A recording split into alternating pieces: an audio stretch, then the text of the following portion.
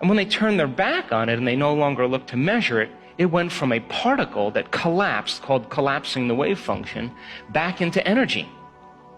Now this was a revolutionary moment because this meant that subjective mind, your mind has an effect on the objective world, that mind and matter are somehow correlated. And so this birth of quantum physics came along, and this quantum physics experiments say that you cannot do a quantum physics experiment without an observer around. In other words, a mind always has to be present because it will influence the outcome. You with me? So now, that invisible field of spirit, that invisible field of information and energy, somehow you, as an individual, can influence the nature of reality with your mind. So now, Einstein had a lot of trouble with this because he said, God doesn't play dice and it doesn't work like this, but his brain was wired for light. And so he had the abstraction and he was getting the download of information, understanding the field of light. And the quantum physicists were saying, well, actually, there's a field of information beyond space and time, beyond light, where everything is unified. And you can take two photons that have been somehow related in a specific atom and shoot them to the opposite ends of the universe. And the moment you affect one photon at the exact same time, the other one is affected. So they were being connected or affected in a realm faster than the speed of light. In other words, it would take time if you affected one for the other one to be affected. But if they were beginning to be affected at the exact same time, they were connected in a realm beyond physical reality. Are you with me?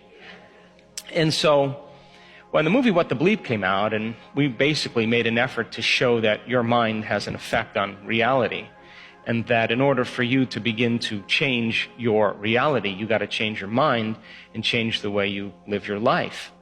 And we wanted people to become inspired by the process of creation. Really give it a shot.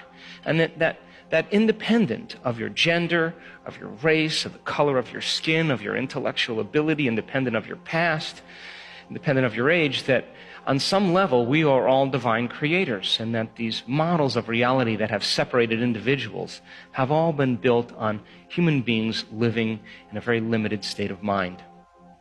And so, when quantum physics was born and the whole concept of reality began to unfold, people started to really challenge the nature of reality, and that concept that you are somehow connected because you are made of photons and atoms and electrons, that on some level you are an organization, a community of 70 trillion to 120 trillion cells, and all of those cells are made up of atoms and molecules and chemicals.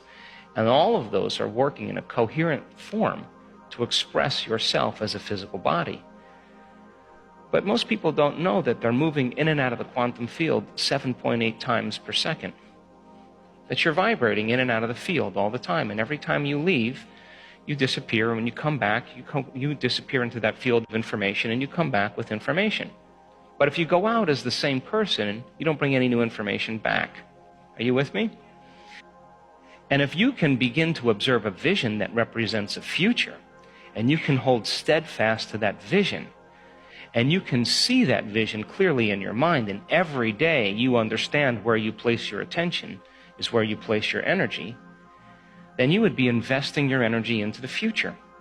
And the image that you see could literally be the template for trillions and trillions of atoms to organize into patterns of information called an event in your life. And so, but it's not enough to just have a clear intention, because clear intentions have very little effect on the nature of reality.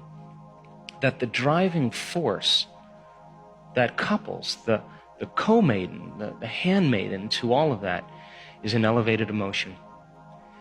And so when you combine that clear intention with an elevated emotion, it is the elevated emotion that begins to amplify the field around your body. And in that moment, you become more energy and less matter. And if you understand then that the emotion then is the handmaiden to the creative process, that means that you would have to feel whole before your healing. That would mean that you would have to feel abundance before your wealth. That means you would have to feel awe before the mystical moment. That would mean you'd have to feel love before your new relationship. That would mean you'd have to feel empowered before your success. And that means then when we do this properly, then we're no longer functioning as materialists. We are literally function as quantum minds. And only when you're truly conscious and truly aware are you beginning to affect the nature of reality. And taking small moments in your busy life to understand that when your consciousness merges with a greater consciousness, when you're connected to Source, you will emulate the divine. And how would the divine live if it was you? Thanks for listening.